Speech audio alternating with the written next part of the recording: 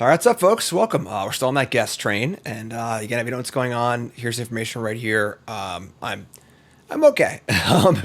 It's I've been a little better. A little better though is not particularly great, but I'm doing good. I'm doing good, and really thankful for all these wonderful guests we're gonna have on for the first few Tarkir drafts, which is super cool. We're gonna have a Tarkir draft today, and then Tarkir drafts on Monday, Wednesday, and Friday of next week at the usual time. And then hopefully the following week I'll start my Bronze Mythic run for Tarkir, but no promises. I don't know where I'm going to be exactly, and I really appreciate your patience and understanding all of this. So today's guest is freaking awesome. Nicole Tipple. Nicole absolutely burst onto the Pro Tour scene last year. Last year, right? Yeah, last year. And just literally went from did well in RCQ, some RCQs and some local stuff, used to draft a lot at like local stores, went to the RC, qualified for the Pro Tour, went to the Pro Tour, lost playing for top 8 of her first Pro Tour at Pro Tour Outlaws, and she played in Worlds.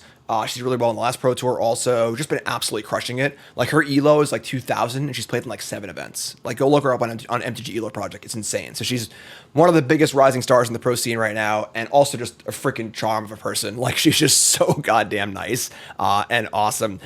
She also was on Shuffle Up and Play. I watched that with lunch today with Martin Yuza, and it was on Paul Cheon. Really good watch. Go watch that also. She nails Juzo with a nasty burn in the post credit scene. It's really funny. But so she's great. She's drafting Tarkir here on early access. I really appreciate her coming on to do a draft, and yeah, that's the deal. So enjoy the draft. Again, we'll have guests all next week at the usual time slots. Great guests lined up. Very excited about that. And then we'll get my run started at some point when I'm able to actually sit down at the computer for longer than 30 minutes and not be in excruciating agony. So I love you all. Check out Nicole's YouTube here. Also, Nicole's been making a YouTube channel doing content, which is super cool. She did a great job at that. And enjoy the draft.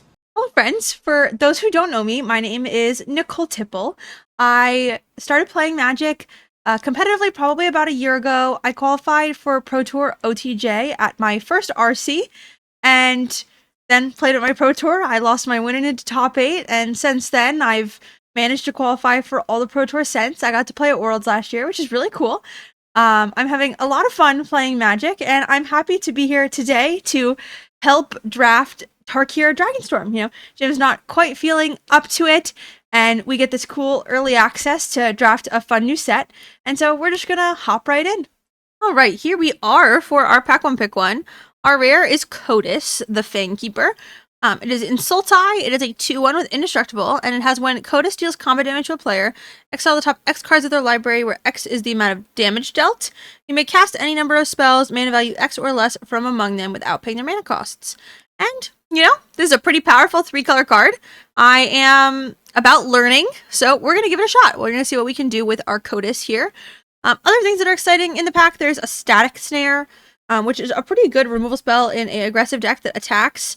Synchronized Charge is something we will likely want in our Codis deck. But, I also kind of like this Salt Road Pack Beast. This card's really cool. It costs 1 less to cast for each creature you control, and then when it enters, you draw a card. So, it's cheaper. A lot of the boards in this format are going wide, and so I think we're going to go ahead and take Codis and see how it goes. All right. So, Sultai is the colors of the graveyard.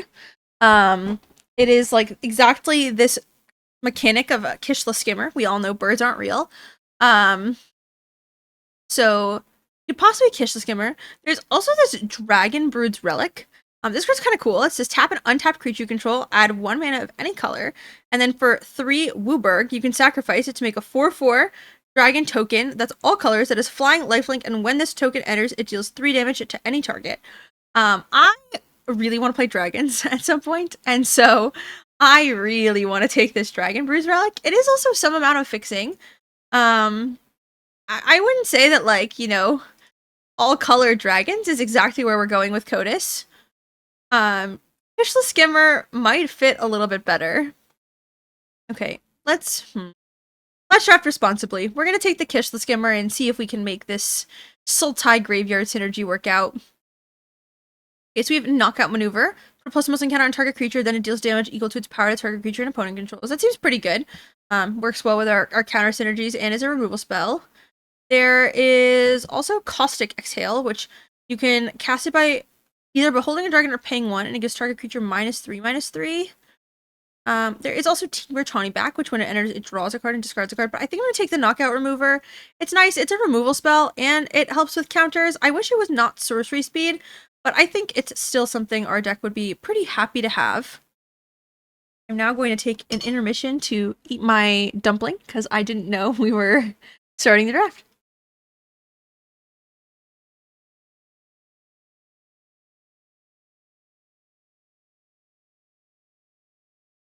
Oh wow, this card's cool. So this is at the beginning of your upkeep. You may exile 2 cards from your graveyard. If you do, put a +1/+1 counter on this creature. That works really well with our Kishle Skimmer, and it puts counters on our Kotis. There's also Sage of the Fang, which was what I was originally going to take before I read the blue card, which was when this card enters, you put a +1/+1 counter on target creature, and then for 4 mana, you can exile it, you put a +1/+1 counter on target creature, then double the number of +1/+1 counters on target creature. There is also a Piercing Exhale in this pack. And then this Sagu Wildling is also pretty good. It gets a basic land, but I think Aegis Sculptor seems like kind of what this deck wants to be doing. And so I'm going to give it a shot. We'll see how it goes. Okay. So there's a Sultai Dragon in this deck pack. 1 Sultai for a 3/3 with Flyer. Whenever one of our cards leave your graveyard during your turn, make a treasure. And then for 2 Sultai, you can exile from your graveyard to put 2 +1/+1 counters and a flying counter on target creature. Seems pretty good.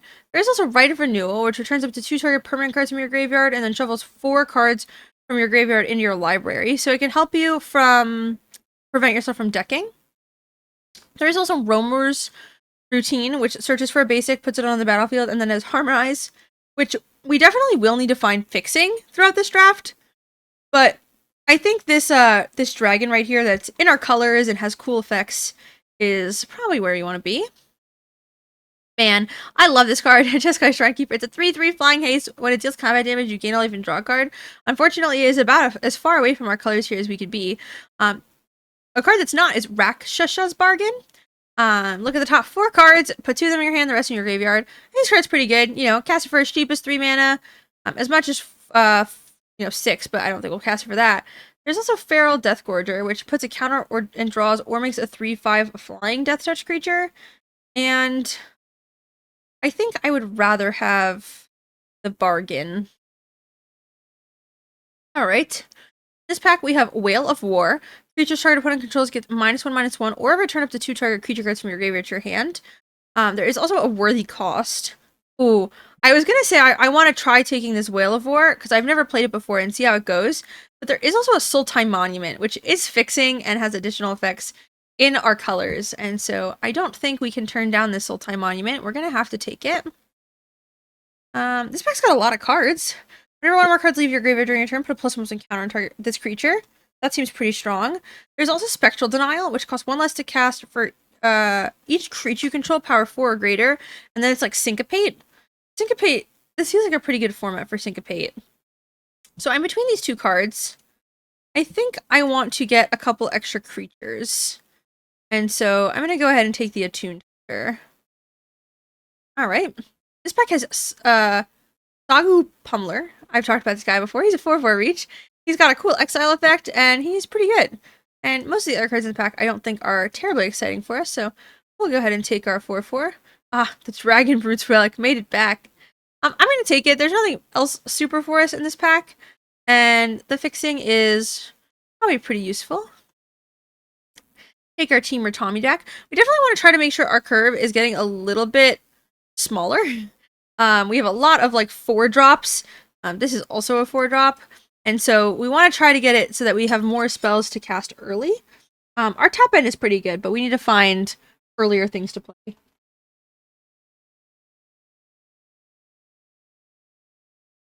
This lands in our colors. That's definitely useful, especially this late. Let's take the spell. Put this land in our side. Okay, well, that looks like a rare in our colors. Let's read it. Polymorph Siege. As this enchantment enters, choose Sultai or Abzan. Sultai, whenever a counter is put on a creature you control, draw a card. Ability triggers only once per turn. Or Abzan, whenever you attack, put a +1 counter on target attacking creature, it gains Menace. Well, this card's kind of messed up. It does a lot of really good things. I think most of the time we probably want to put it in the +1/+1 counter mode, but it's also cool that we've got, some amount of stuff that deals with counters where we can use it to draw cards. Either way, card seems very good. There's also a Dragon's Prey in this pack. Spectral Denial. Hopefully we can wheel something kind of cool. Ooh, Synchronized Charge. So this card's also kind of messed up. It distributes 2 counters among 1 or 2 creatures, and then they gain Vigilance and Trample until end of turn. And then it also has Harmonize, which I think seems pretty good with what we've gotten so far. You know, got some good Trample cards, and Vigilance makes it so that they have a difficult time attacking you back. I think I like this Synchronized Charge. We do at some point need to find Fixing, which I could have done in that pack, but I feel like I really wanted a Synchronized Charge, and my heart was set on it, you know? Okay, so here we have there's a Stadium Headliner, so I guess no one's playing red. Ermag Rakshasa. When it enters target creature and opponent controls, it gets -2/-2. There's a Nook Wayfarer, which mills 3 and puts a land, which is definitely going to be useful for this deck. There is also a Frontier Bivouac or a Jungle Hollow. Black green. I feel like I kind of want to take a Fixing Source. None of the other cards in this pack are so exciting to me. I kind of want this. I lied. I'm going to take the Anok Wayfarer. It helps us like dig to lands, but it also gives us a creature to play earlier. Ooh, okay. Encroaching Dragonstorm. This is really awesome fixing. When it enters, you search your library for 2 basics, and then you put them in tapped. Then whenever a dragon control enters, you can get them back to your hand. But we have, let's see. We have 1 dragon. Is that it? Man, but I really want to start getting dragons. There's also this dragon, which searches for a basic and then is also a dragon. So I think we'll take the Wildling. It'll be a little bit more of a responsible way to fix in the deck. Alright, Red White Land, not super helpful. Mardu Monument, not super helpful. Mardu Card, not super helpful. There's another Anok Wayfarer or a Piercing Exhale. And it doesn't look like we've seen a whole lot of removal. We have the Knockout Maneuver, but that's just about it. So I do think I'm going to go ahead and take the Piercing Exhale. Okay. I think we're going to take this Sultai Devotee. There's not much else exciting in this pack for us. Flash enchant creature is -5/-0 and loses all abilities is not bad, but I like a 2/1 Death Touch creature that helps us fix our sources. I think I'm going to go ahead and take the Sultai Devotee. Who else is at our table? Human Token, Misty Step, Samuel Black, Kaka, Josh Lee, PJ Trick. Well, Sam Black passed into us pack 1. What do we think he's doing? I'm kind of interested.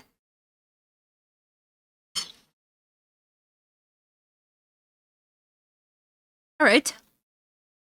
So there is a thing that searches some dragon things that we don't have. There's Rainveil Rejuvenator, an energy mill 3, and then it taps for green equals this creature's power.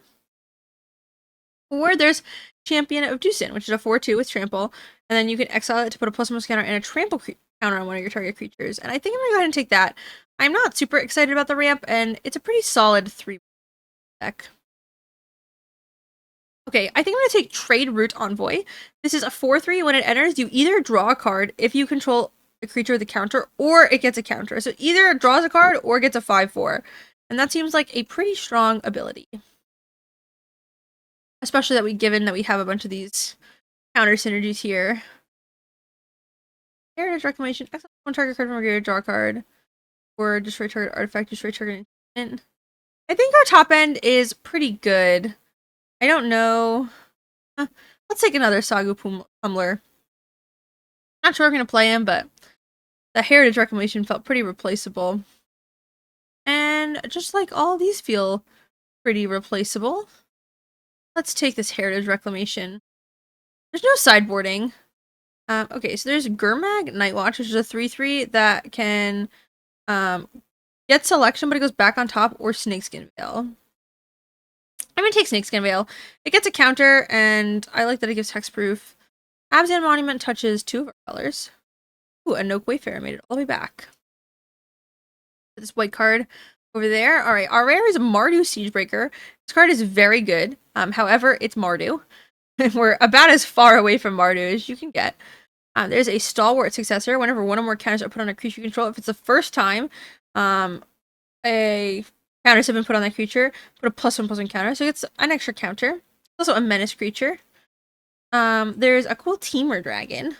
I really like this dragon, but it does require an additional source. I think I'm going to take the stalwart successor.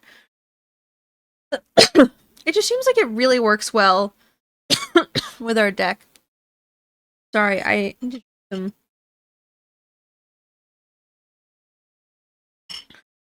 I talk too much, you know? Okay. Teamer Battlecryer. During your turn, spells you cast cost 1 less to cast for each creature power 4 or greater.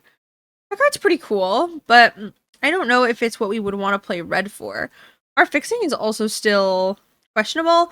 We are likely a base green deck. Like the rest of the colors, it doesn't look like we super need to stress out about.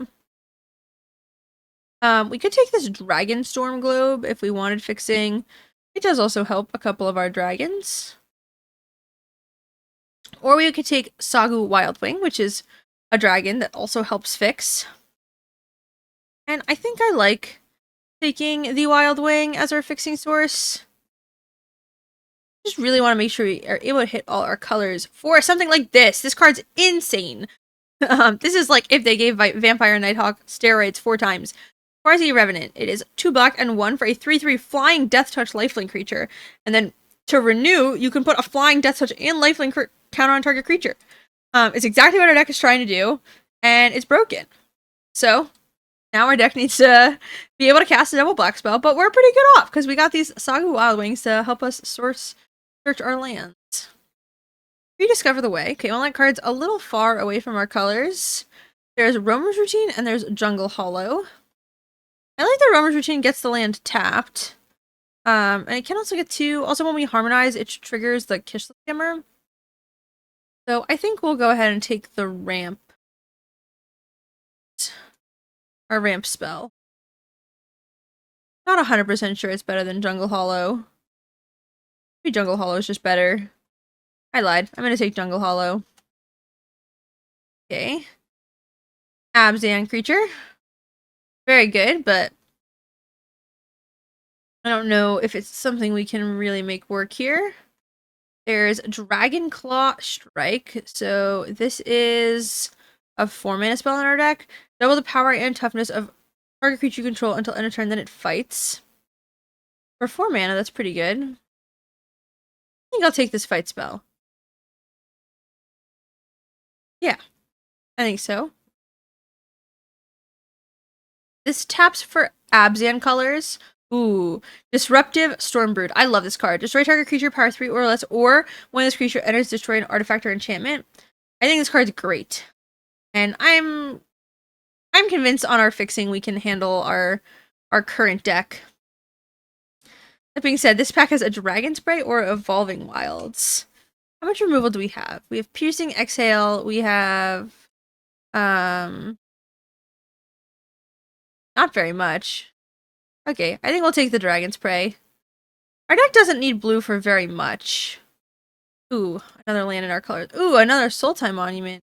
I think because we already have one, I'm going to take the land. I just don't want to play too many 2-mana things where we need to search for a devotee. We'll take it. I don't think it's making our deck. Dragonstorm Globe's looking a little bit better with the 2 Wild Wings as fixing, but we do also have the Piercing Exhale. I think I'm going to take the Piercing Exhale. I really needed a little bit more time to look at what our fixing is. Wow. These are late Piercing Exhales.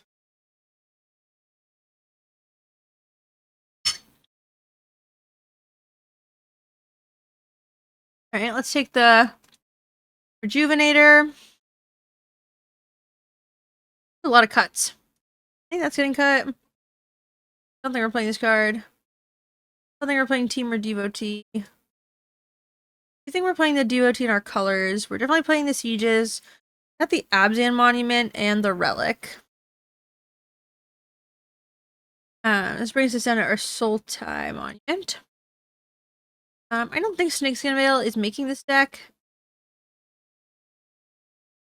Got a lot of really good cards. Don't think Dragon Claw Strike is making it, or the Teamer Tawny back. I don't know how the Aegis Sculptor is. It feels like it's a pretty strong card, but for blue, I don't know. I like it. Could probably play one less land with our monuments and 2 Wild Wings. Our top mana cost really is 4.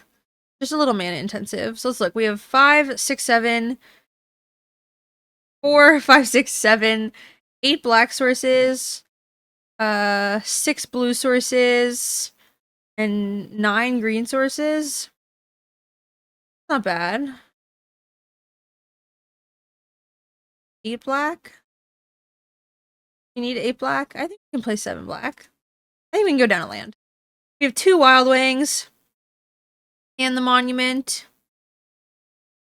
I think we can definitely cut one of these. I don't know if I want to cut both. And then I definitely think we're cutting something from here. Whether it's the Aegis Sculptor or the Sagu Plum. Not sure. We don't have a lot of flyers. I think I'm going to cut the pump. Alright, this looks pretty good to me. I will see you guys in our first game. Alright, here we are for match number 1.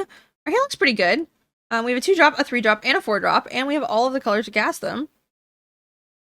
I'm not sure what else we could ask for here. So I believe I'll start with my tap land. Ooh, Knockout Maneuver was a great card to ask for. That one gives a counter, which will also end up resolving in 2 counters, and is a removal spell. We got lots of tap lands going on over there. It also draws Synchronized Charge, which is another great card here. Let's go ahead and attack. And we'll play the Stalwart Successor.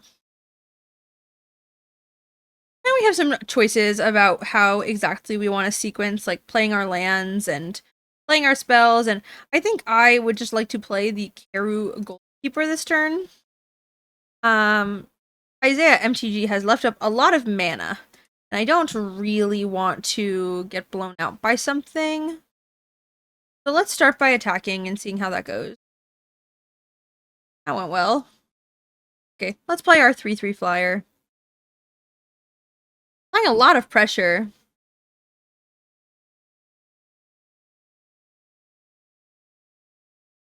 Alright, Seed Prowler. This is a 5/5. You may mill cards equal to the number of lands you control.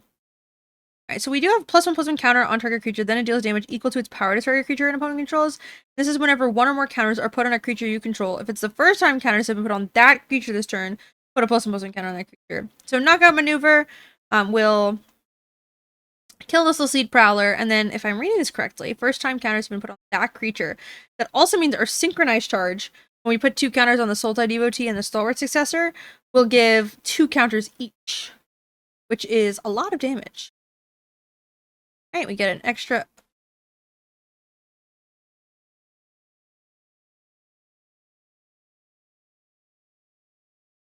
I guess that is how that works, because this spell has to fully resolve. You know, I'm not sure I thought about that one. That's okay, let's stick with the same plan. I'm not super concerned about them blocking the Stalwart Successor. We're putting a lot of pressure either way, and they can't deal with our 5/5 flyer because this does not have reach. And so, I'll just attack with everything. Alright. I don't know if that was Isaiah really wanting to keep the Seed Prowler or being nice to us. But it appears it has not mattered. And let's just go in and attack with everything.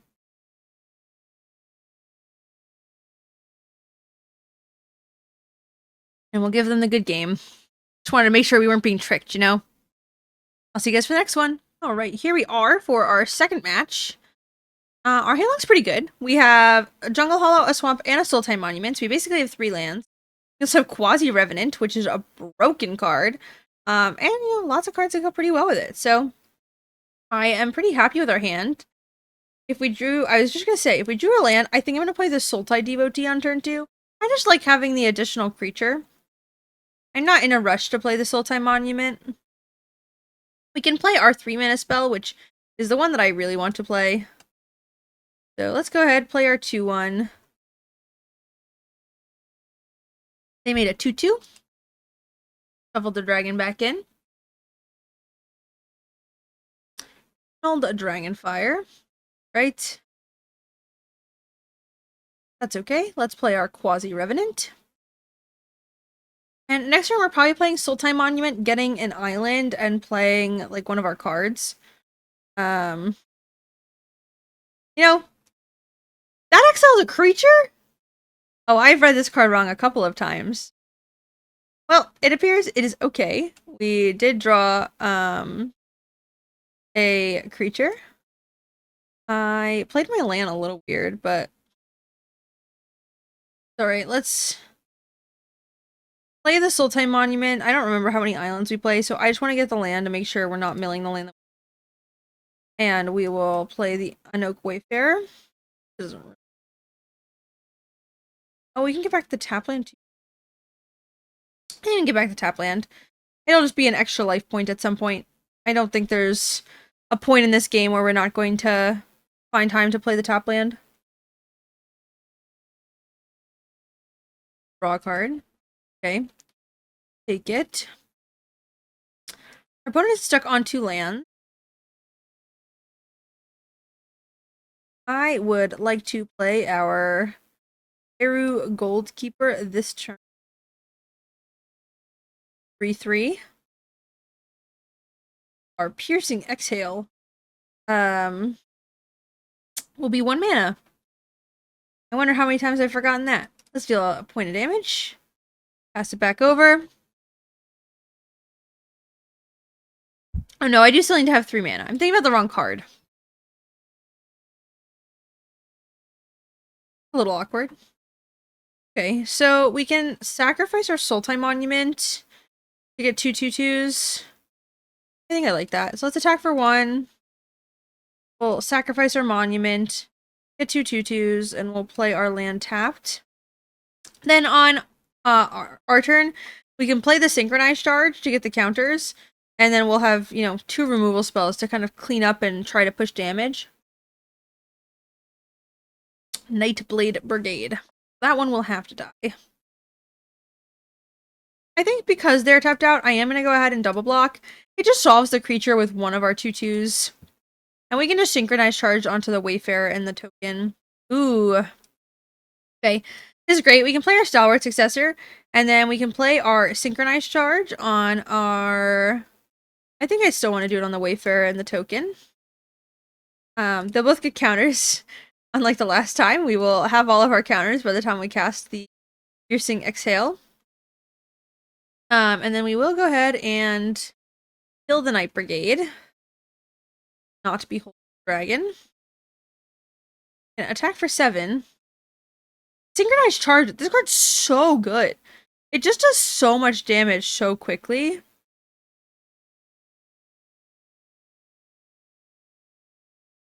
And so, here we have, I think, we can harmonize. So we're at 3, 4, 10, 11, 12, 13. Yeah, they're dead. So we'll play Piercing Exhale. Targeting a creature we control and a creature they control. Not beholding a dragon. Then we will pay our Harmonize. Tap a creature, reduce the cost decline.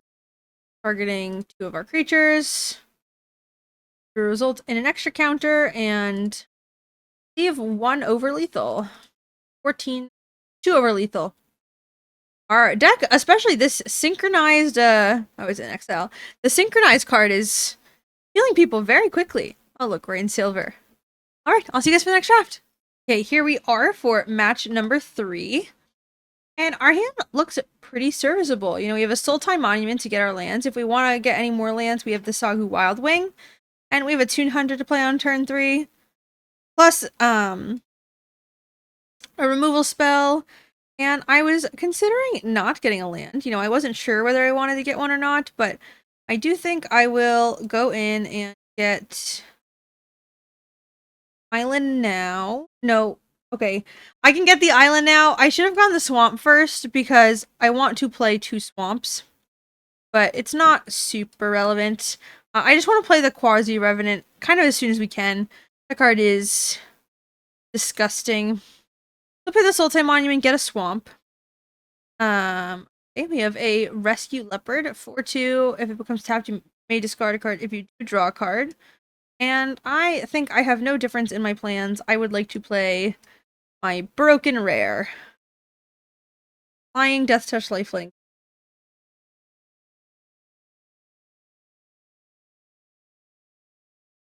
And so, let's think. We have a couple of options. We're probably not searching for another land because the only thing we would be searching for a land for is to play this dragon. We do for once get to behold a dragon for the Piercing Exhale, which is pretty cool.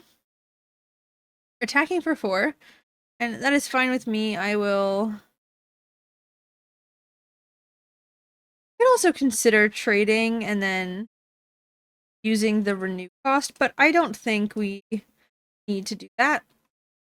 Peru Gold Guard. Pretty good for that.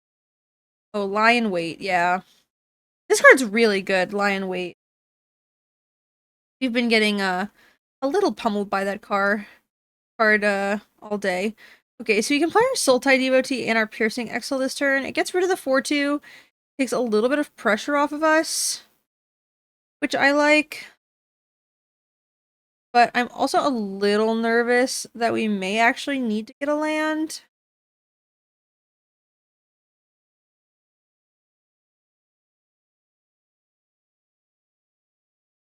We just don't have anything that blocks the Rescue Leopard very well. Okay, I think I'm gonna play the Sultai Devotee and then the Piercing Exhale. We do get to behold our dragon, which lets us surveil. Okay, so there is a land here and a dragon's prey. I think I'm going to take the land first.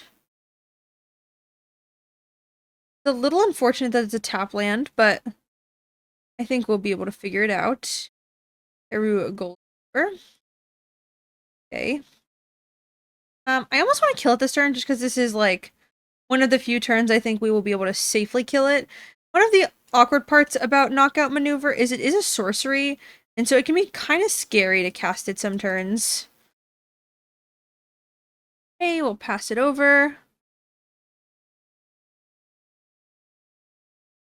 And I think I would like to play, you know, some amount of our cards before we exile the Quasi Revenant. Dragon's Prey. The land. I think I'm just going to sacrifice our monument to get 2/2s this turn. The most mana efficient time to do this. If we draw another land, then we can play 2/3 drops. So I'm just going to go ahead and get our 2/2 now. Right, Embermouth Sentinel. Not to get a land. Through Goldkeeper, making it a bigger flyer. Turn it into a dragon. And still use Dragon's Prey. It is a 4/3, so I'm kind of tempted to just play my own Keru Goldkeeper. And I think that is probably what I will do. Not really anything exciting by playing one of our other cards this turn.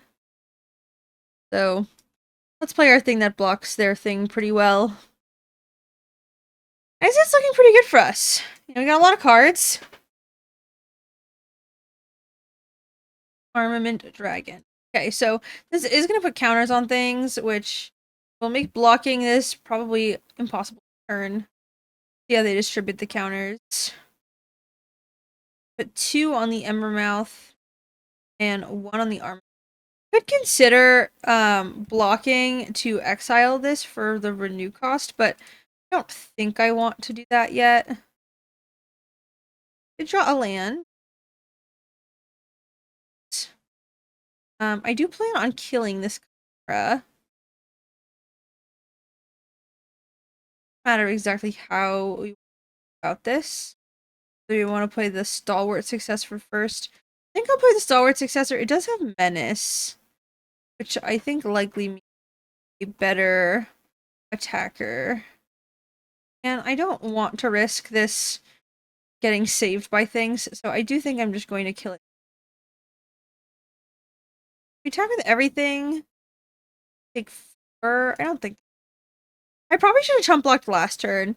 If my plan was to chump block with Keru Goalkeeper at any point, then it was better to do it last turn when the creature was much bigger. 5 damage.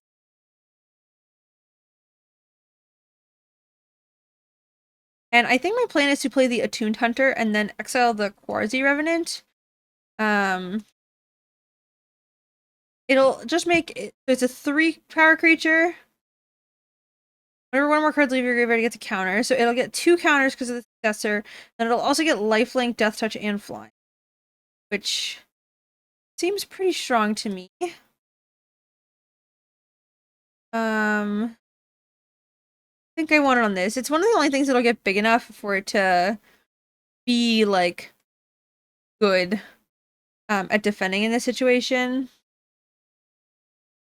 Another Dragonstorm Probe. Okay. Attacking with the 1. I'm almost tempted to just take it, since we can make this big enough next turn. But also, like, when we exile the Keru Goalkeeper, we'll just get another really big one. And it has lifelink. I don't know. I think we can just take it. I think we can take it, make something bigger, and then attack with our big lifelinking dragon. So, put this on our stalwart successor.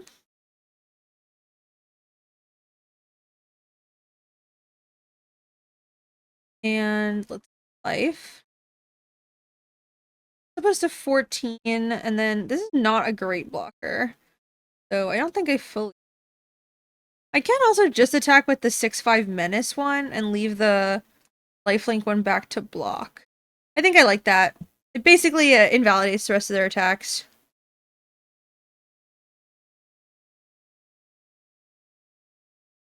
Okay. What I anticipated. So now they do have menace. They do have 2 creatures to block my menace creature. I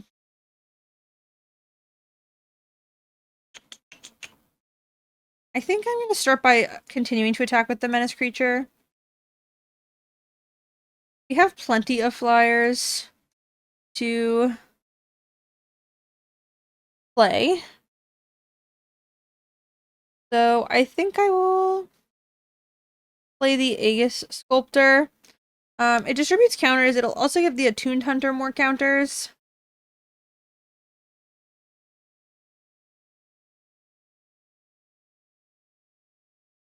Our opponent is sinking. Okay, counterspell. I think I'd rather play either of these as a dragon than get a land. I don't really want a flood. I would rather just play some 3/3 flying dragons. Okay. I do think we can just start gaining 7. You know, we're gonna gain more life than they can deal. We have 7 lands, 8. Play a Wild Wing this.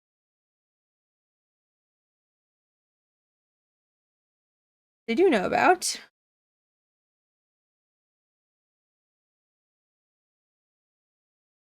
Gain 3.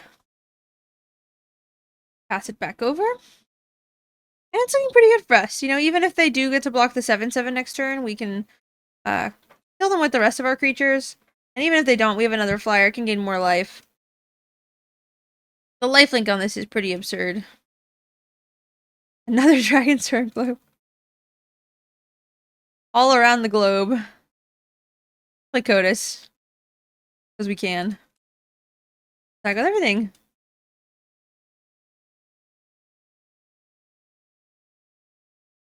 Around the globe, around the globe. Those aren't the words, but that's what's playing in my head. Alright. Looks like it went pretty well. I will see you guys for the next game. Okay, here we are for match number 4. And our hand is a little slower this time, but we do have the mana to play Rakshas's Bargain on turn 3. So I think I'm going to go ahead and keep it. I'm going to play my top lane on turn 1. If we get a 2-drop that we want to play, then I'd rather just be able to play it. And if we're going to search a land anyway, then I'm happy to do it now. Because we drew a land, I do think I'm just going to keep this as a dragon.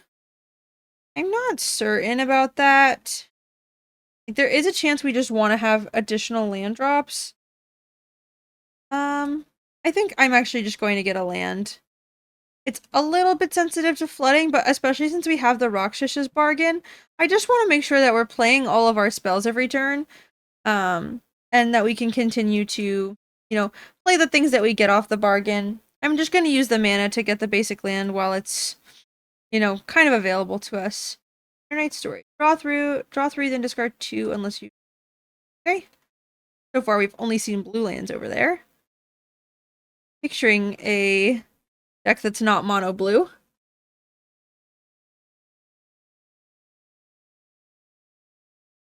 And then once we see what they discard, we'll go ahead and cast our Rakshas's Bargain. Pretty good into this Aegis Sculptor.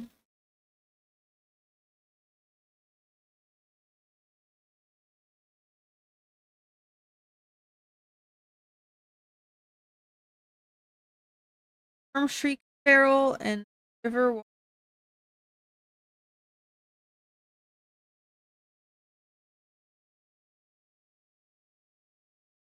Okay, I don't think we need any additional lands, so I'm going to take the card. Sultan Monument does get lands, but it's not really a land itself. Okay, I think we'll play the land they know about. Just deciding. Aegis Sculptor is the one that makes the most sense mana-wise this turn. And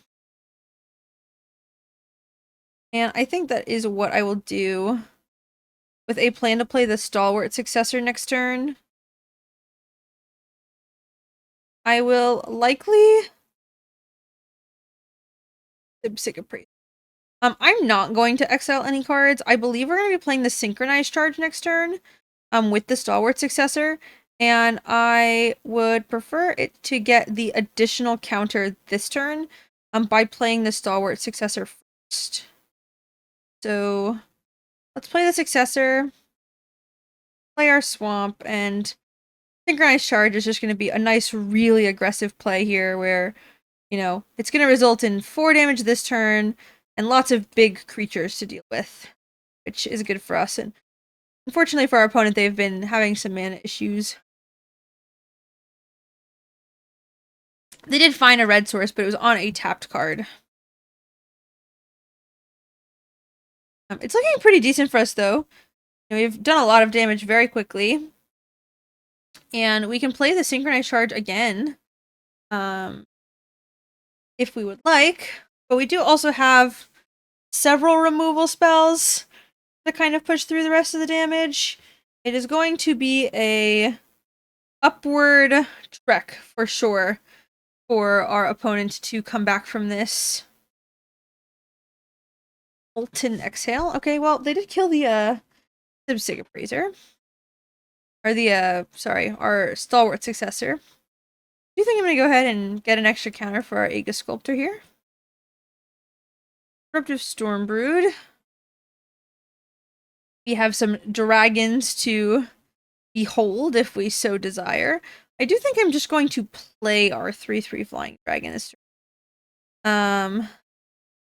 Let's attack first.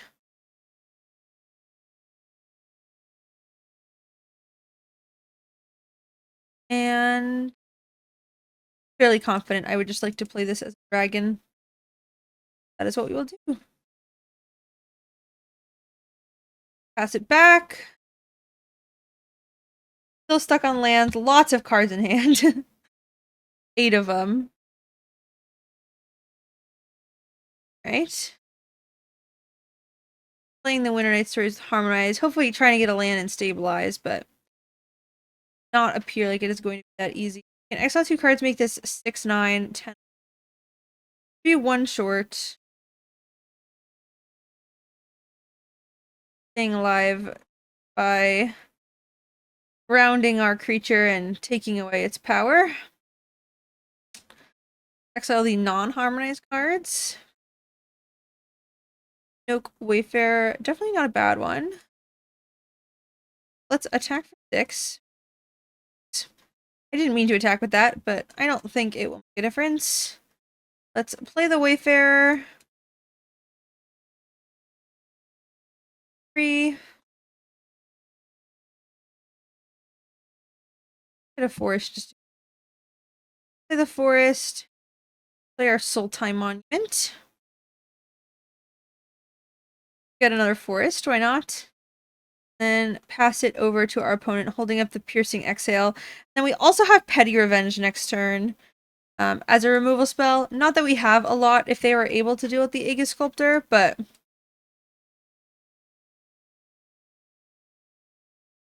it is always useful to have the extra removal. I think that's what's so strong about a lot of these cards. Like, it can either be a dragon or it can be a removal spell. It's just so flexible. I value flexibility a lot in my drafts. Okay. Not need another... Oh, I should have put a counter. I forgot about the gain life. What do I want to do now that I didn't? So we play Trade Route Envoy. It will make the synchronized charge cost 1 and draws a card.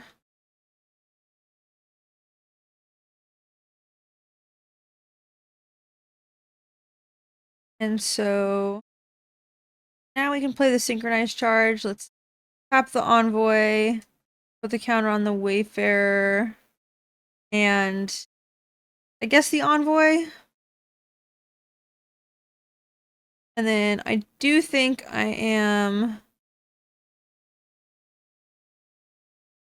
going to use the removal spell. That way I'm at least still doing damage if they kill the 6/7, which I'm assuming is what's happening here.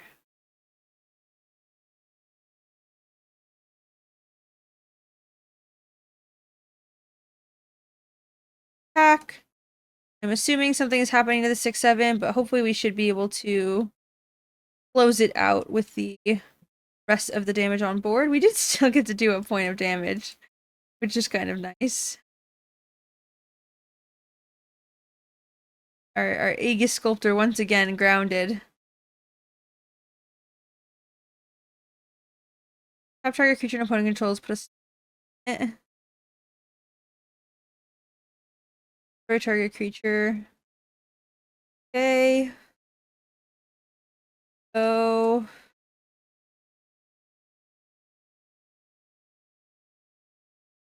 definitely just keep them alive. We can knock out maneuver and piercing exhale to kill that, but I think we can just sacrifice our Sultai Monument. Get some 2/2s and go from there.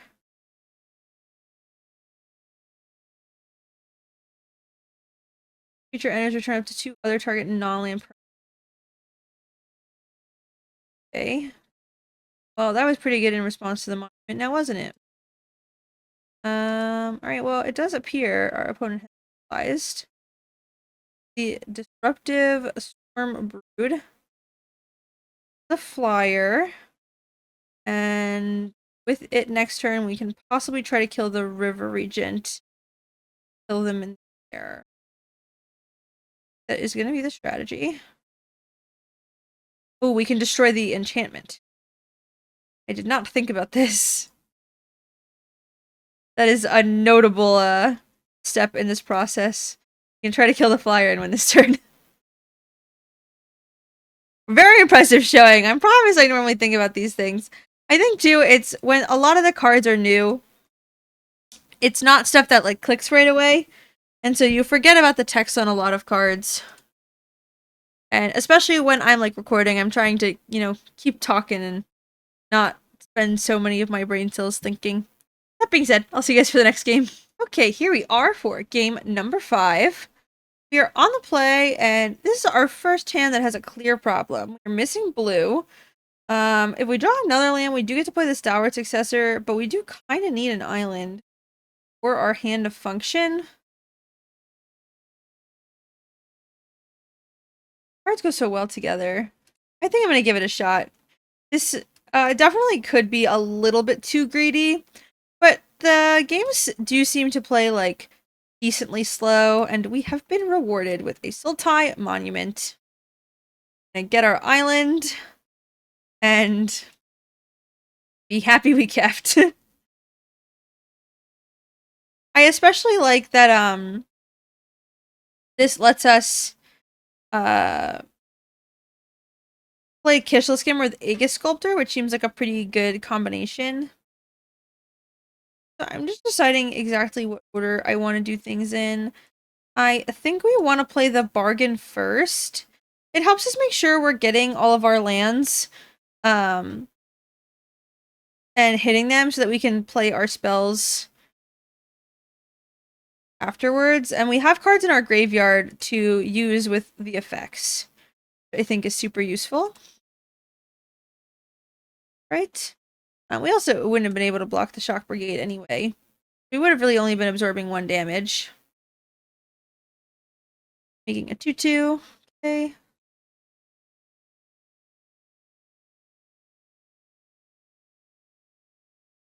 Well, let's cast our bargain.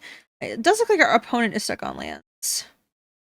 And we already have a removal spell, so I'm going to take the Wayfarer, as it'll help us get future lands if we need them, and a forest. So, let's see. We can play our island, or our forest, and then I think I like playing the Kishla Skimmer and then playing the Wayfarer, because it'll let us draw.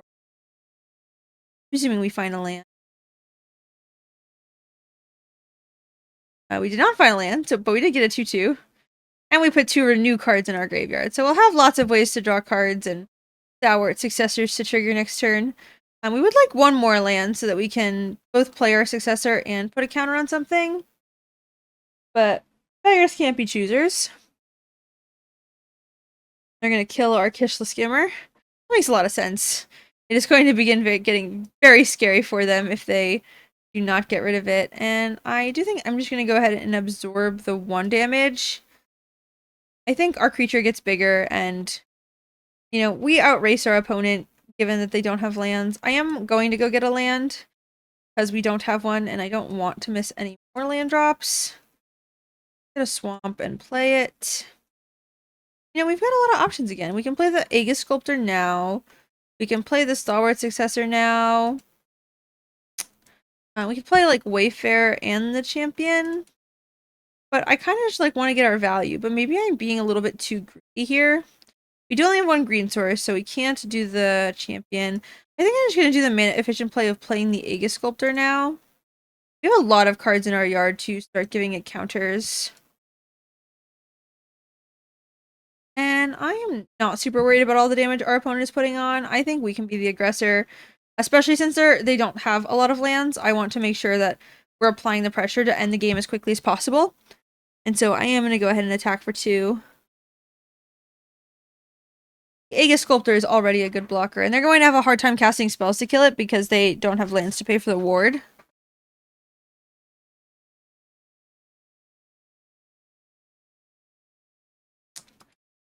Dragons are so cool. And like blow out the little campfire and reblow. Underfoot underdogs. Okay. 1. Block the mobilized creature. We'll take 1, but okay. Let's exile some cards to get a counter. Oh, I forgot we had this card. Hallmark Seed. Whenever a counter is put on a creature you control, draw a card. Or whenever you attack, put a +1/+1 counter on a target attacking creature and it gains menace. So I think we are almost indefinitely playing the Stalwart Successor and the Hallmark Siege. And I think we're doing the attack trigger. I don't think we need to draw any. So let's play the Stalwart Successor and the Hollow Merc Siege. And I think we are quickly becoming the aggressor. We could put the counter on... We could also attack with the Wayfarer, but I don't think we need to. I think it makes a better blocker. Maybe if it was getting 2 counters. But it's not. And I think with 2 removal spells, like, we might be pretty close to closing out. Get 2 additional counters on the Aegis Sculptor next turn. That's 5. And then... Oh. They killed our master plan. They're making something unblockable. Attacking with everything. Okay. Let's block the 1, 2, and get rid of it. Okay.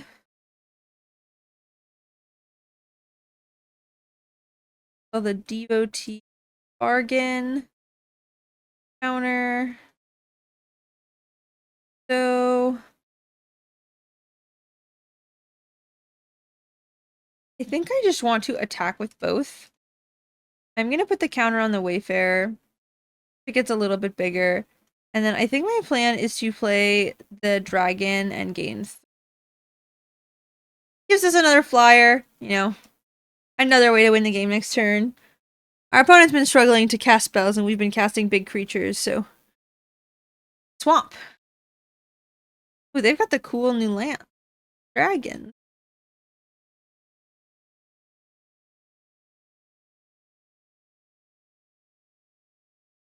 Oh, do they all have, like, a little thing they can fire breathe onto? I haven't noticed that with all of them.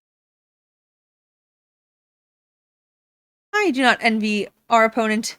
Seems like a relatively difficult choice for them. Applies 1. Okay. Just block the most damage. I think as long as we don't take, you know, infinite damage, that we are likely to win the game. They only have 2 mana, so once we exile 2 cards with Aegis Sculptor, they are likely dead to that alone.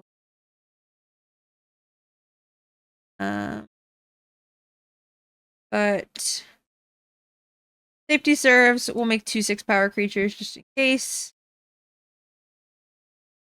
Attack. Here. Good game. With that, I will see you guys for the next one. Okay, here we are for match number 6. With a pretty good hand. We don't have a black source, but we do have a Nook Wayfarer and a 3-drop to play. And so I think we will have plenty of time to, and ways to try to find our black source. Go ahead and keep and see what our opponent does. Got a forest. Oh, see, this dragon does also have like a little fire camp thing. They must all have it. Alright, let's play our Wayfarer. Hopefully we can find our swamp and it'll be nice and easy. Instead we found no lands. That's okay. Man, we've done these twice in a row. Fairly unlikely. 1/3 can't be blocked whenever it attacks up to 1 mills cards equal to power. Okay. I do think I'm going to knockout maneuver. I just don't really have another good play this turn. And I want to make sure I'm using my mana so that when I find my other sources, I have, you know, spells to cast. So I think this is just like a good tempo to play. Also, you know, they don't have anything to block. Our Anoke Wayfarer is dead for this world.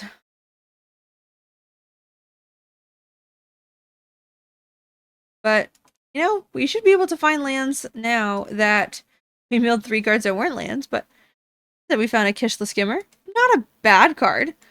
We still would like to find our lands, but this could be worse. We do also get to draw a card with Synchronized Charge next turn. Okay, Rediscover the Way. This is a pretty good card at finding different things. And then at the end, whenever you cast a non-target creature spell, you get to give a creature trample, which is pretty good. I don't think we're going to be casting this Piercing Exhale, so I am just going to cast the Synchronized Charge. Tapping our creature and putting the counters on it. It is mostly to draw a card. Hopefully we can find a swamp soon, but this will at least help us dig a little deeper for it. Planes. Okay. 4/4 is pretty good.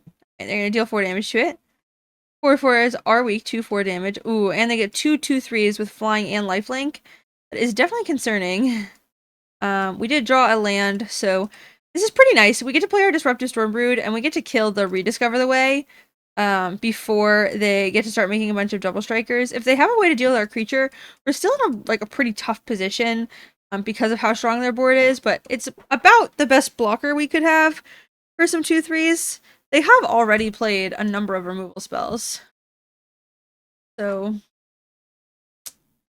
hopefully we can be okay. Oh. Well, they had Glacial Dragon Hunt in a way where I could see it, so I should have known about that one. Hopefully we can draw our swamp now. Okay, maybe this can find it.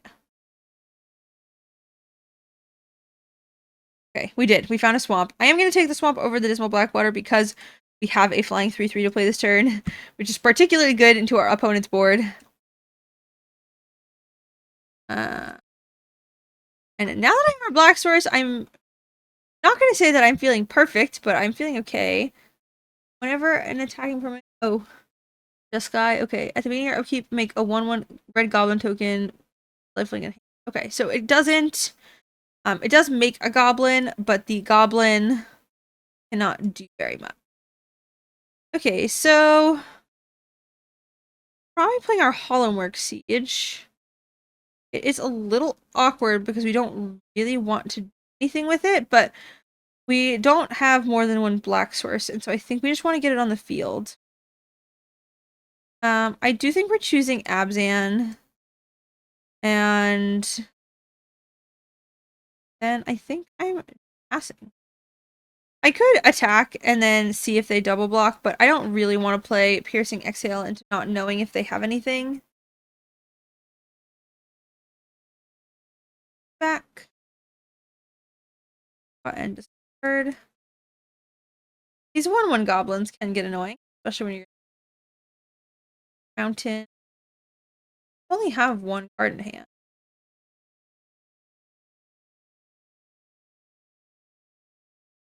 Okay. This guy, whenever one or more of your creatures deal more damage. I do think I'm gonna go ahead and kill one of the flyers.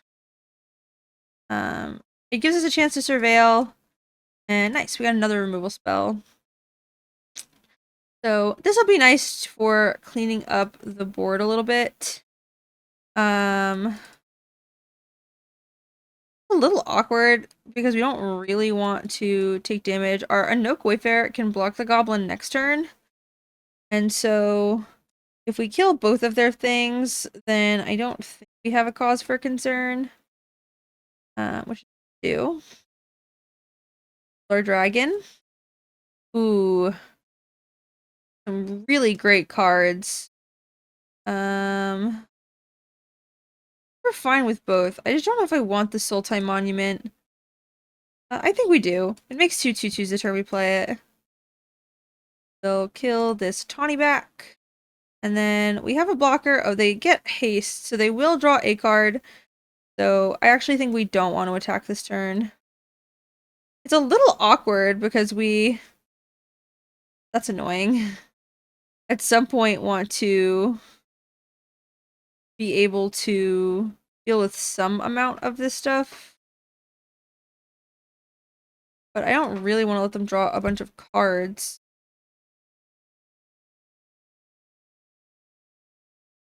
Okay. Yeah. It's a bit annoying.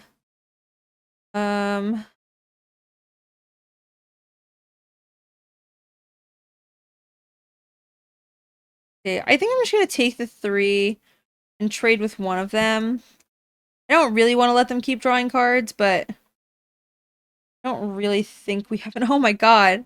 What are we supposed to do? Just top deck 2 martial arts? Oh, we can't cast this spell. Oh, I made such a bad mistake, guys. I don't think it's super relevant. I don't know if we were beating double Marshal of the Lost with a double siege off the top anyway. Oh, and now attacking tokens have flying. Good. And they're gaining 1,000,000 life every turn. I think we are dead. That is okay. I'll see you guys for the next one. Here we are for game number 3 with a great hand. We have a 2-drop that finds lands, Hallmark Siege, Rakshas's Bargain, and all of our lands to play them. I don't think we could ask for better. So we'll go ahead and start off with our forest. And then I am planning on playing the Anok Wayfarer, I believe, on turn 2. We want to start being able to, if we play our Hallmark Siege, just start attacking with it. It's one of the better things that it does. And so I don't think we need 2 blue. I'll get this played now. And it's a question of whether we start playing the Hallmark Siege next turn. It is pretty good for us to start getting it going. And I do think at some point I'm going to want to Piercing Exhale the Kishless Skimmer. It is a pretty scary card. And so I do think let's play the Siege this turn. I do typically like to play the Bargain first, but I think for tempo, it's better if we just, miss one source and play the card that is a little stronger into this board. Oh, they destroyed it. How unfortunate. Tap land. We'll take 2. Okay. I'm gonna play a forest because I think we may be playing 2 exhales, but I want to just attack for 2 for now. And I'm just gonna pass. If all we're doing is taking 2, then I'd rather cast the Rakshas's Bargain. They're not getting any value off the Kishless Skimmer yet. So taking 2 to cast our Rakshas's Bargain seems like a simple cost. Right, we can kill that on our turn if we so wish.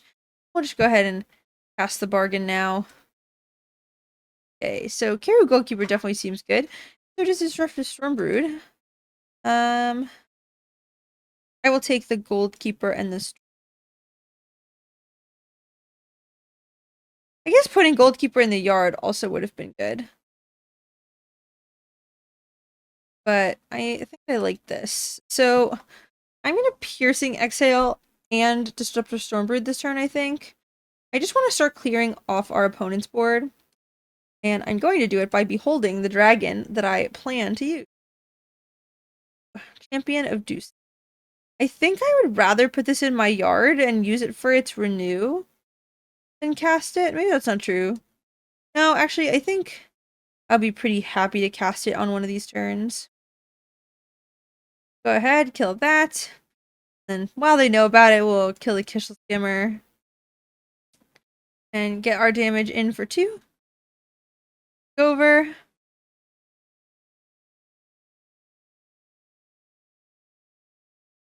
Oh, I guess we did shuffle. I need to remember that that's what the omens do. I am definitely not used to the omens. 3. That's so funny. We just drew it again. Well, I feel as if it was meant to kill this card, being put back on the top of our deck like that. So let's kill it. I kind of trusted the auto tapper there. Glad I didn't get bitten for that. And I think I'm going to play the Aegis Sculptor and let it start growing. It's really nice with the additional ward. And it'll start attacking for the same amount of damage as the Karu on the first turn that I can attack with it.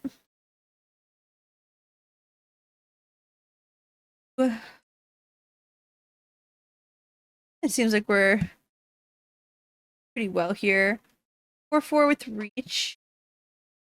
Exile 2, get our counter. Okay, well, that was pretty good.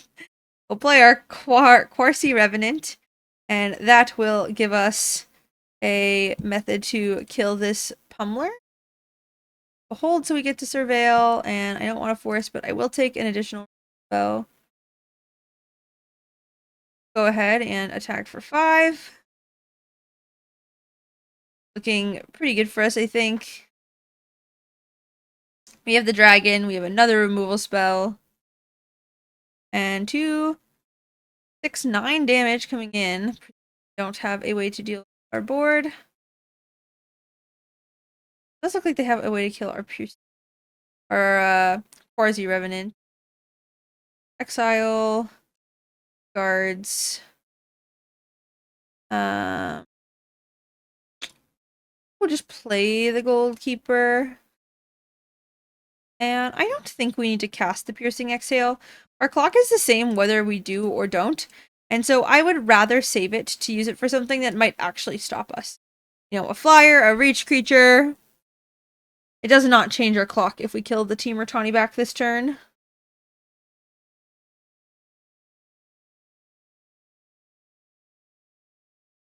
Return target creature to its owner's hand. Yeah, I think that's fine.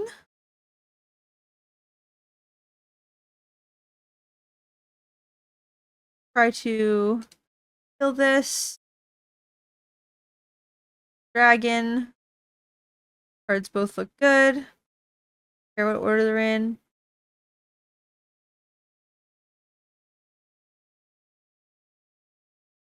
Attack for 5. Over. Good game. All right, here we have made it to game number 8, playing for the trophy. This hand looks pretty good. You know, got a way to get a basic, got another way to get a basic. Removal spells. Like everything we would want in a hand of Magic the Gathering cards. Click the right spell. Let's get our island so we have all of our mana sources.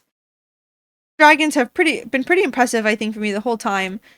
They've helped with a lot of fixing, and then on top of them, they were a creature. I think they've been very strong. I should have played my island. Don't ask me why I played my swamp first. There is no good answer. Wow, we milled, like, all of our good cards. But that's okay. We did get a counter, which is nice for the trade route envoy. I do think at some point we would like a land, but maybe the turn after we play our Attuned Hunter. Another Death Touch creature. One has reach.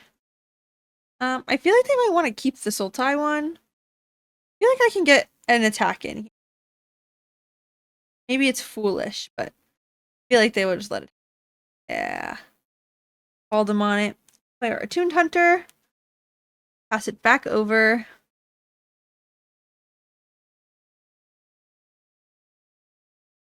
The nice part about this is now if we play the Enoch Wayfarer and we get a land back, the Attuned Hunter will get a counter.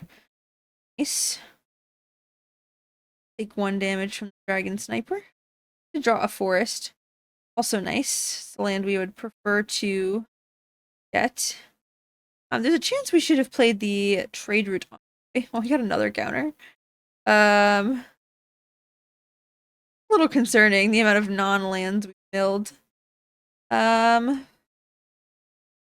think I'm just gonna continue being an aggressor and continue making aggressive attacks.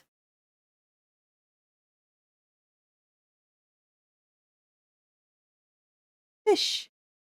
Okay, go to damage. 1, 2, 2 to our opponent. And no, we still have our 2/2/2s. It probably was better to play the trade route envoy that turn. I have clearly been playing too many hours of draw 3 and discard. Okay, well, that's way better than it seeing it as a 6/7 dragon. But I guess they do only have access to 1 blue source. Guard a forest.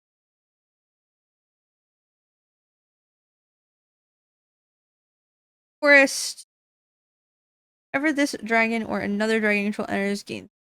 Okay. Resolve. I'm going to use the Piercing Exhale to kill the Supply Devotee. It's just going to make a lot of our attacks pretty awkward. And I do also think we're going to use all of our mana to kill this dragon this turn. It just means we get a lot of attack in, like a lot of damage, and we clear the board. And that card's kind of scary, you know? I don't want them to play other dragons and gain life every time they play it. hide it, you know? Full-time monument. Okay, so we're gonna get an island. This is a little annoying because it makes 2/2s and we have 2/2/2 creatures, but ooh, a 5/5. Well, a 5/5 is a little spookier than a 2/2. And I anticipate drawing a lot of lands this game.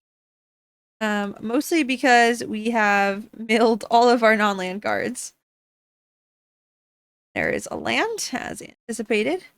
We don't get any more good attacks because of the Lacede Prowler, so I think we're entering board stall state, and we'll just sit for a bit. Then we still have 10 lands. We're literally 50% to draw a land on a turn. Not ideal, but at least we've got some dragons that, you know, shuffle back and stuff. How many of them do we still have? How many? We didn't mill any. That's at least positive. Making some 2/2s. Play a land. Back. So it seems like we will be in a board state for a little bit here.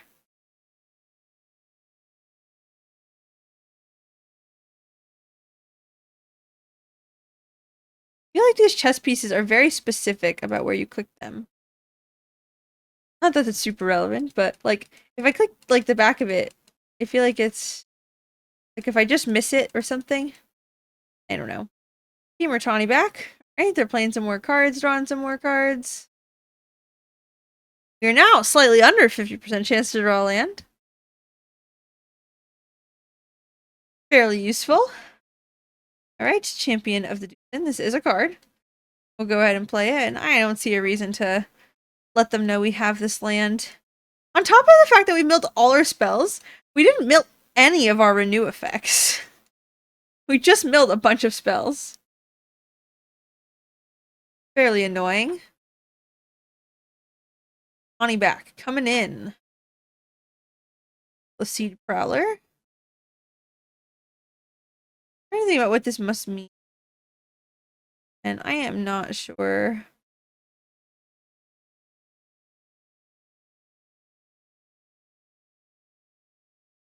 I'd like to trade with this and like this. Feels like it gets us the possibility of like some good attacks.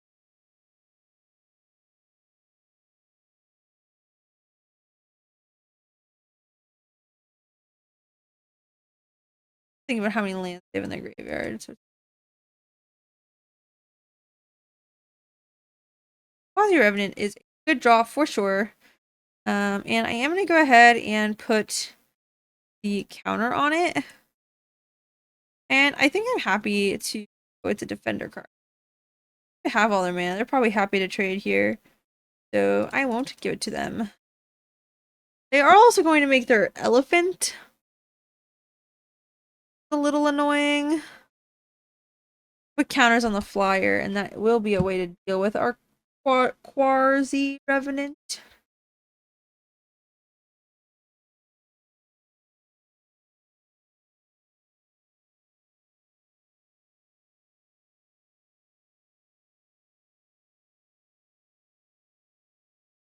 I think it is almost time to think about turning magic off before the night. Been a long match. Alright, Team Tawny back. Another 4/3. I almost wonder whether we'll be able to deck our opponent. We are still behind them a little bit in deck size. But it appears they draw a fair bit of cards.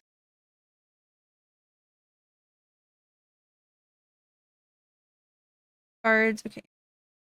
Fire, that makes sense. That also makes sense. Go ahead, play our land, and we're also not going to be attacking, so we'll just pass it back on to them. 5/5 Elephant.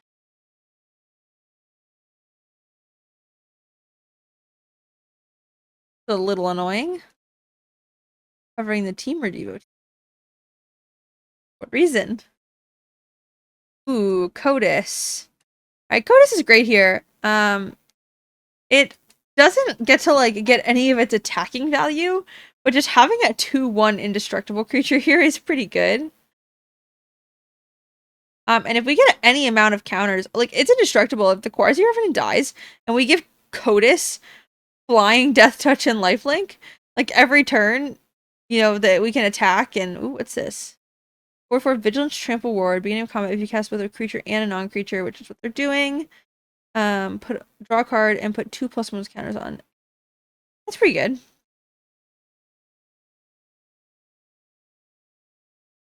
And they destroyed one of our Wayfarers. Very rude. Dismal Blackwater. We'll play it.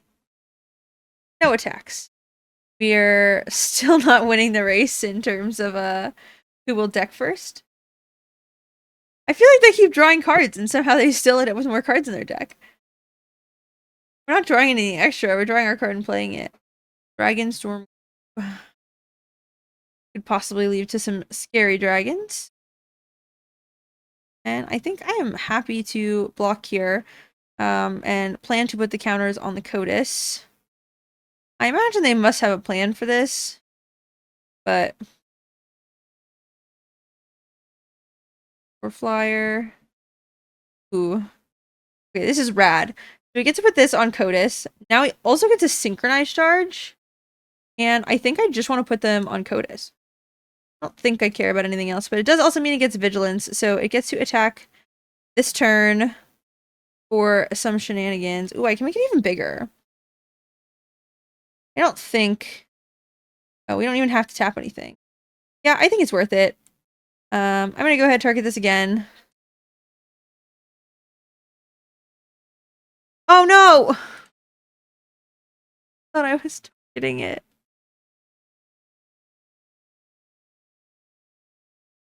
Ah! Oh, this is so annoying!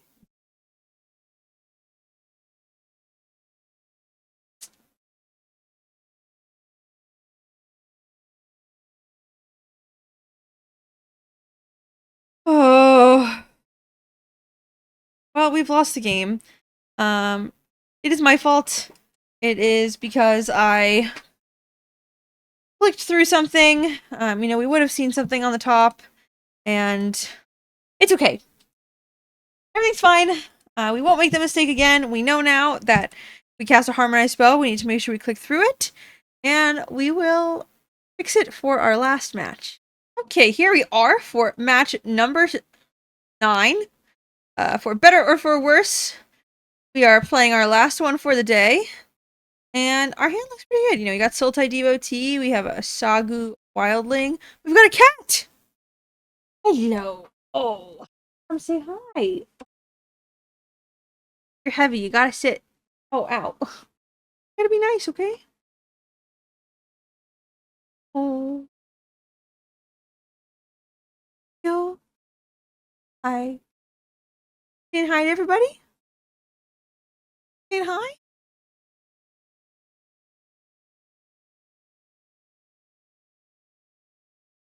Yes.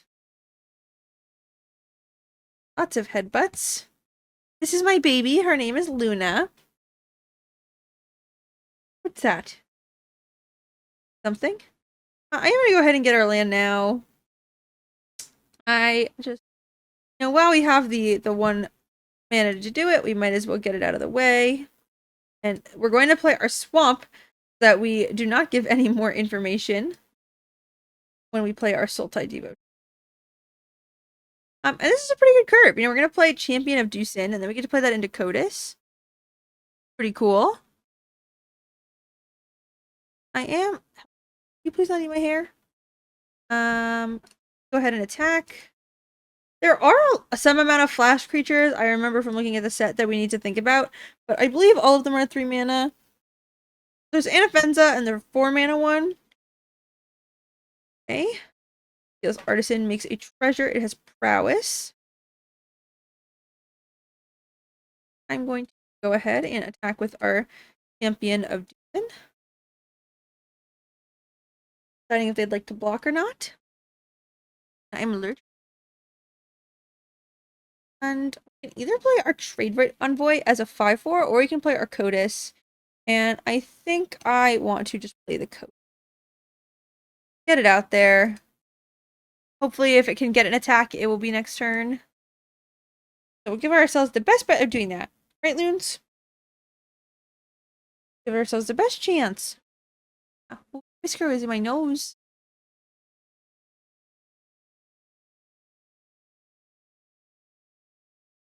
You think we should win the game?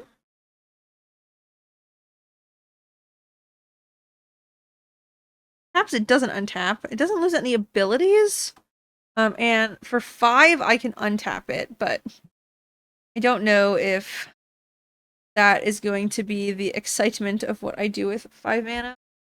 Might be something I do at some point, but I don't see. Okay, I can't breathe.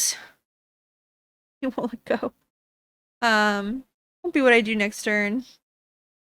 Okay, so if we play our trade route envoy, it will enter as a 5/4, which hopefully gives us an answer to this 6/5 on the other side of the field. So I think that is going to be my strategy here. And I am going to play the tap land now, as it's a relatively effective time to do so. I can't breathe. Gave you a bath yesterday. Why can't I breathe? Of noises. There's that. Right. Our opponent is thinking, this is huge. 6/5 for mana. Ending Whisper. Prowess Trigger. I have the Siltide Diva. I will probably trade this turn. That is how attacks happen. Target creature. That's annoying. But it is okay, because we will be able to play it and Piercing Exhale. I can't breathe, cat. Well, we can trade with the Meticulous Artisan. And that lets us keep our Sultai Devo. So I think I will do that. They have a expensive draw a card, but other than that, it does seem like they're running out of cards. So hopefully we should be able to stabilize once we play the Envoy. And ooh, even better, Knockout Maneuver. It's not better now because hello, I can't. Because we don't have enough mana, and I am gonna play this at instant speed because I want to get rid of this card, and I don't want to worry about them possibly doing anything. They're making my nose itchy and then attacking me. That's mean. She has this like thing where she feels like it's totally okay to lay on me at any given moment in time, and then get mad at me when she came to lay on me. Right? But she's cute.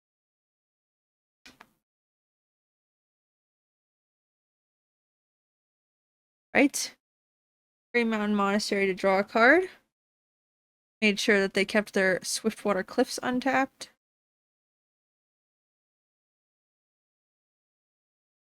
Dibsig Appraiser to play next.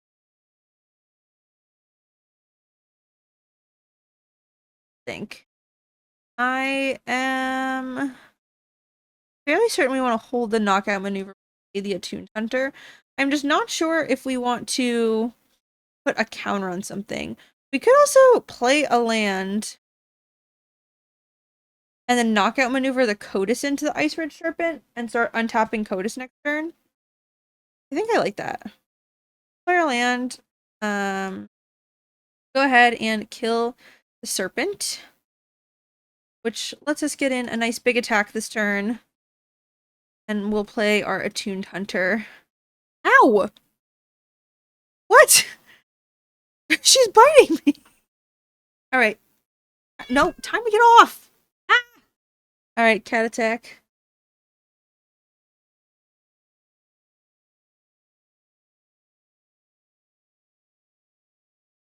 Made me so itchy. Yeah. What's that for? What's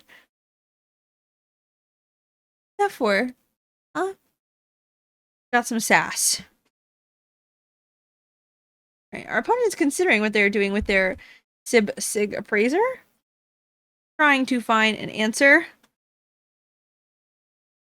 Twin Bolt. The yard. There's literally cat hair floating everywhere. Because we didn't have a brush yesterday, right?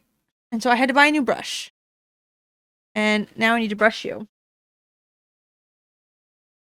You can see when I'm with Luna, my nose instantly turns red. That's what happens when you get a cat and you're allergic to them. Alright. Our opponent is still trying to figure out how they are going to stay alive. Not setting the little campfire back on fire. Unending Whisper. Drawing an additional card.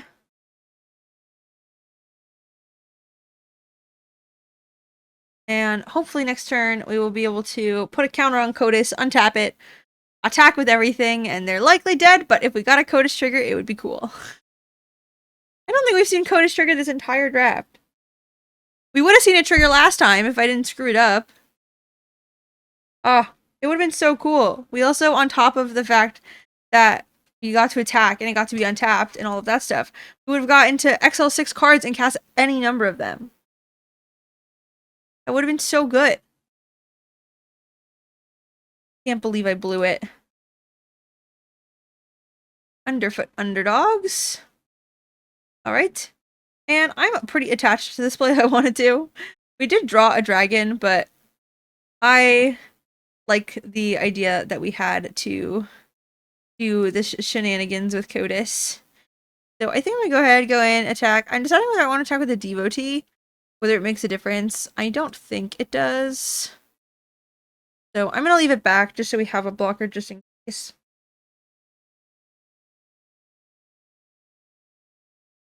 And the Codis does have trample, which is quite nice. Because of the Champion of Dusin.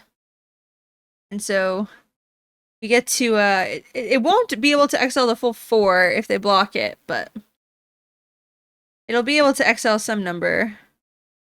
And they need to figure out they are taking 8, so they need to block some amount of damage, because both these creatures have trample. Actually, I think if we attacked with Sultai Devotee, they possibly... Oh, they needed to block with 1 more, so they were still alive. But, alright. We don't get to cast anything with the Codis, but we did deal damage with it. It would have been nice if they drew those 2 lands we just exiled. Ugh. Give it a big stretch. Ugh. And I think this will be the match. Waiting to see our opponent figure out what the result is.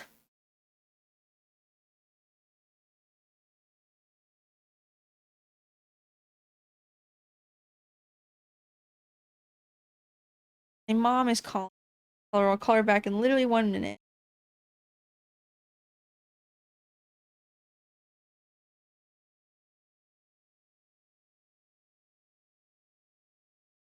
Jeskai Devotee.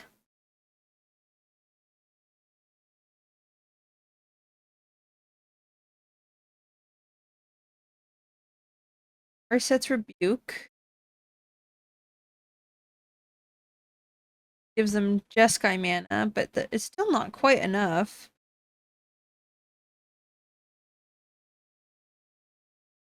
Jeskai.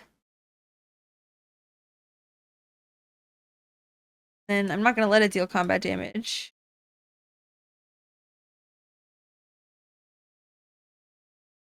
Alright, and there we are. We got the trophy. Alright, thank you guys for joining me, having fun, and drafting Tarkir with me.